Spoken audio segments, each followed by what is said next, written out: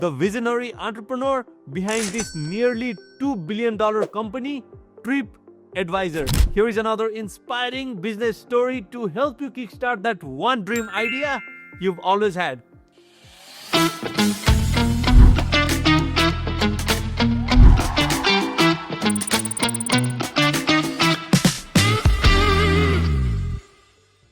Steve Koffer, originally co-founder and CEO of TripAdvisor for 22 years, and now running a company called Give Freely. Okay, so going a little bit about TripAdvisor, you said, so you graduated from Harvard and then you started right after? I graduated from Harvard in 1984-ish, and then started a company called Centerline Software, was head of engineering for that for 14, 15 years or so. Little break as that company was sold, and then started TripAdvisor in the year 2000. And so you were CEO up until recently? I mean, founder of the company, and then you sold the company, and then... Co-founder and CEO of TripAdvisor starting in 2000. TripAdvisor was sold to Interactive Corporation in 2004. They kept me on as CEO, and then technically they spun us out as part of a public company called Expedia Inc. And so we joined Expedia Inc. Think of it as a division of Expedia in 2005. And we stayed a part of Expedia from 2005 to 2011, at which point Expedia spun us out as an independent company. And through a very twisted means, I became a public company CEO. Okay. One thing that struck to me was the sense of urgency is very important for you, while you're launching a company. So is that something you had from the Harvard days, or that's something you built up later while working for a company? I mean, while doing your own company? The sense of urgency towards doing something fast. I wouldn't say I learned it in school, no, but almost every startup needs to go fast in order to survive. And hey, we had to make sure that we could keep pace with the bugs that customers were finding and how we grow more sales. And it just became the rhythm of the company. And then as the company got bigger, it got slower. And I was not CEO, but I was head of engineering, and why are we slowing down? It just seemed like everywhere was getting a bit slower. And I identified a handful of things like, hey, for the next company, I'm not going to let that happen. And then with TripAdvisor, I had the opportunity, because I was starting from scratch again, to say, hey, one of the corporate values, one of the things that's really important to everyone that I would explain during the interview process is that we like to go fast. This is just in our DNA. So the people that were very process-oriented, they probably self-selected out of the interview process. Great. There's nothing wrong with that. If you want to go really fast in a drug development company, bad fit. You can't. That's a highly regulated industry. Software development, we're a travel website. I would explain to people, God forbid the site crashes. It's not that I don't care. It's that I'm willing to accept that as a risk of going fast, so long as it doesn't happen too often. Why? Because spending a lot of time testing and not finding anything is a waste of time. Building a feature so that it's perfect when no one actually ends up using it is a waste of time. So we would develop this rhythm of, hey, we want to try a new product idea. Free newsletter. We had that idea once. Let's put a link on our homepage that says free newsletter. And well, what do you want it to do, Steve? We haven't built the newsletter. I'm like, I know. We're just testing to see whether anyone wants a free travel newsletter. If they want, we'll build it. If not, then we'll save ourselves the building time. And they're like, well, what do you want us to do when someone clicks the link? Lots of people are going to click it. I'm like, I hope so. Let's put up a page that says, coming soon. I'm like, you're going to disappoint all your customers? I'm like, I'm going to run it for 2 days. And if I disappoint a lot of customers, I'm going to be the happiest man in the world because it means a lot of people want this thing and we'll build it. If I disappoint 10 customers after showing it to 100,000, I will think what a genius we are that all we did was add a single link to the homepage. I don't even need an engineer to do that. And we proved that nobody wants this product. We had a name for it. It was called the 404 test, which was, hey, we just want to experiment to see whether our customers want this in the cheapest way possible. Because the fastest way to deliver a project is to kill it. And if we could kill it because we knew customers didn't want it, hey, we didn't even spend time writing the spec. So in a way, you would always try to find the cheapest way to test the market before kind of working. My advice here at an entrepreneurial forum is like, go talk to 5 customers. And when they all aren't in love with what you're offering, go talk to 10 more and change your pitch and like build that, wow, a lot of people want this conviction, not in your head, but in people that you can, have first names, last names that are not your friends. And now you've got demand. Now, will people pay for that demand? Before you build it, find out. What's a good way to find out? Well, go back to those 10 people or find 10 more people that say, oh, I'd love that. Like, cool. It's going to cost $100. Can I take your name? And if they give you your name, that's a good start. Doesn't mean they'll pay, but if they won't give you your name, it means they didn't really want the product enough for $100 or whatever your number might be. Okay, so also another thing that stuck with me was you said whatever money you can get from the venture capitalists, just get it. It's better to have small piece of a bigger pie than to have a bigger piece of no pie, Right. So is that like, does it always work? Because is there any situation where a venture capitalist kind of takes control of too much of the company and then you, the innovator, ends up not? That's what every entrepreneur seems to be worried about. Oh, I don't want to give up control. Like, no VC that I've ever worked with is saying, hey, for first money in, I want majority control. That's generally not how they operate in the tech space. I can't speak for lots of others, but tech is usually, it's not capital intensive. Folks are often looking for $1 million or $2 million or $3 million, relatively small dollars in VC land. No VC that I'm aware of has ever said, here's $1 million check. I want a majority ownership in your company. TripAdvisor started with, hey, we sold roughly $1 million for 25% of the company. That sounds like a lot. We got off the ground and we started making money. I mean, we started building the company. We sold another $2 million for another 20% dilution. So we'd already given away 40% of the company. And I'm the happiest man alive because I made millions when we sold the company. And if we hadn't taken that second round of funding, even though I didn't think we needed it, it would have been zero. Because we needed the extra runway because things didn't go according to plan.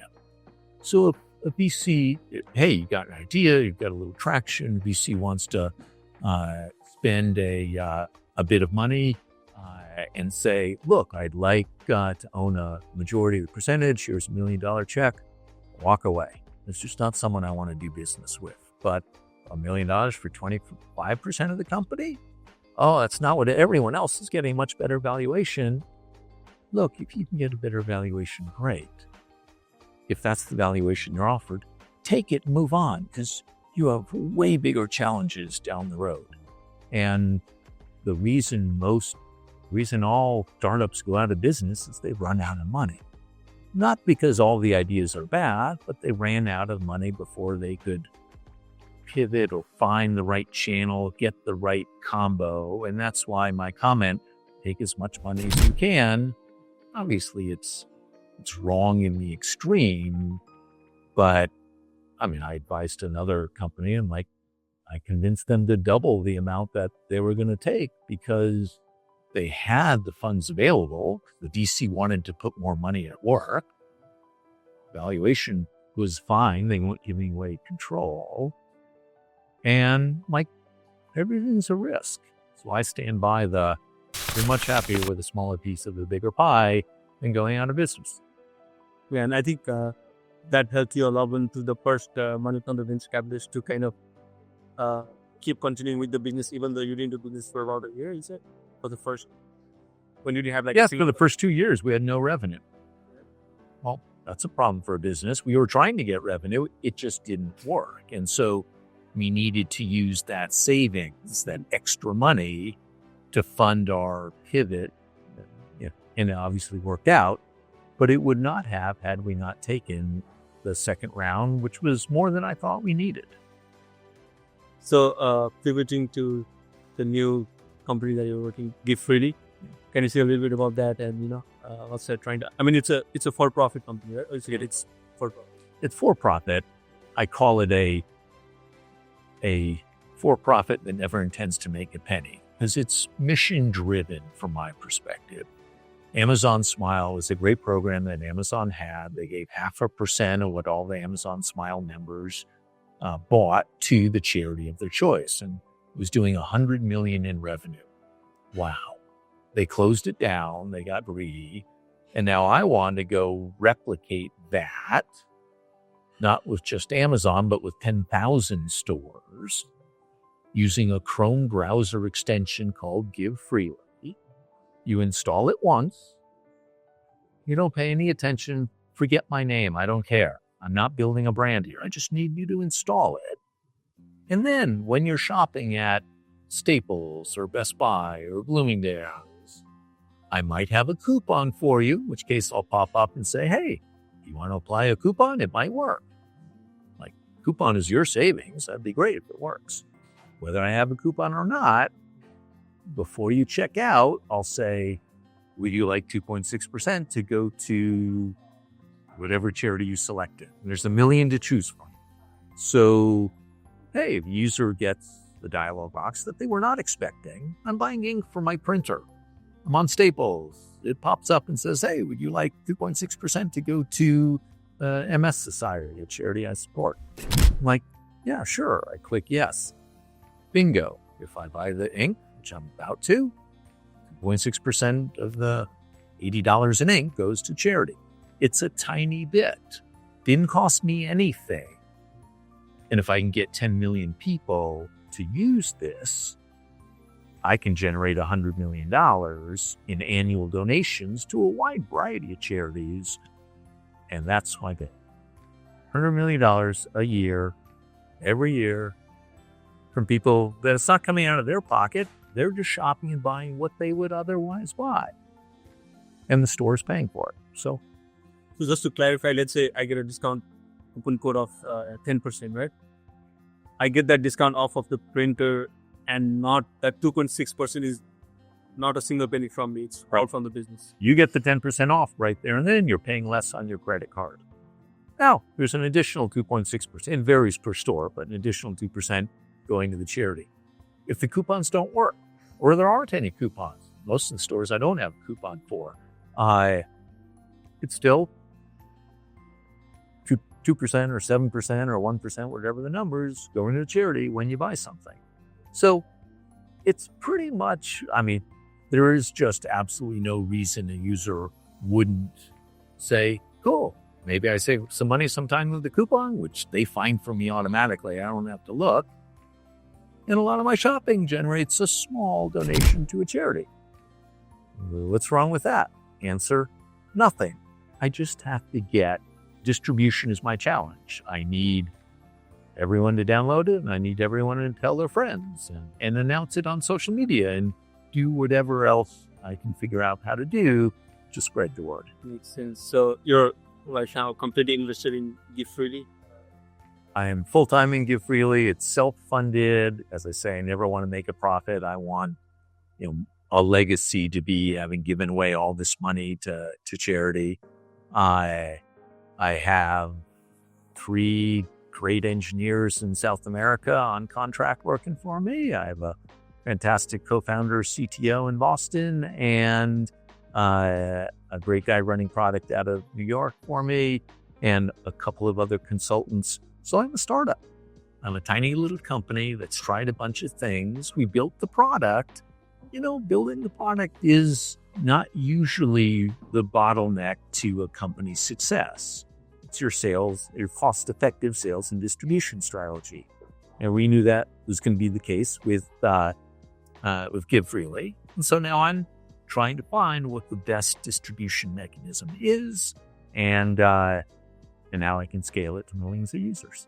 And I'm excited about it. It's a brand new intellectual challenge that remains unsolved at the moment. So moving towards the end, we have a lot of people trying to start a business, but there's always something that is holding them from starting that one idea.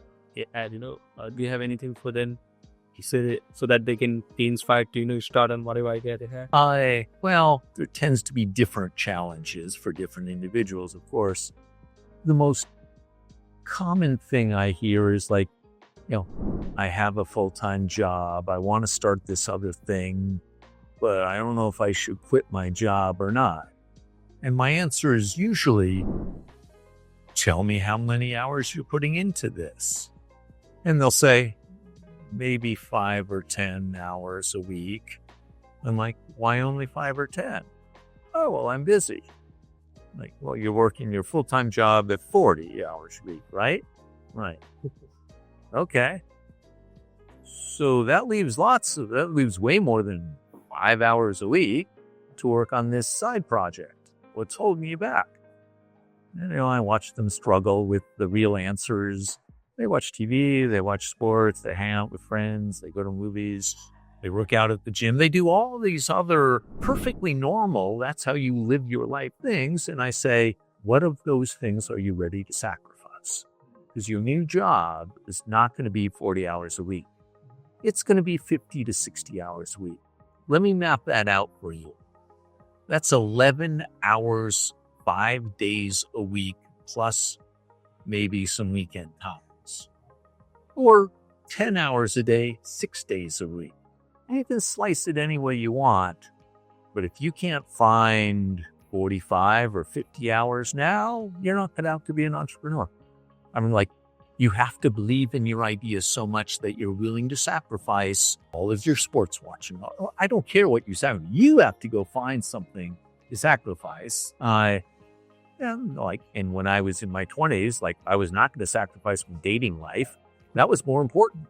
I was not going to sacrifice my time with my sister's parents, the family relationships. That wasn't a lot of time, but that was higher priority. And I did sacrifice time with friends. I did sacrifice TV. I did sacrifice some sports and some extracurricular activities because I needed more time to apply to the business. The more time I applied to it, the more, there's extremely direct correlation between time you spend on your business or your idea and the likelihood of success. If you can only find 5 to 10 hours because you're otherwise busy, odds of success low. So, thank you, Steve. So I'm Steve Goffer, and thank you for watching NepBiz.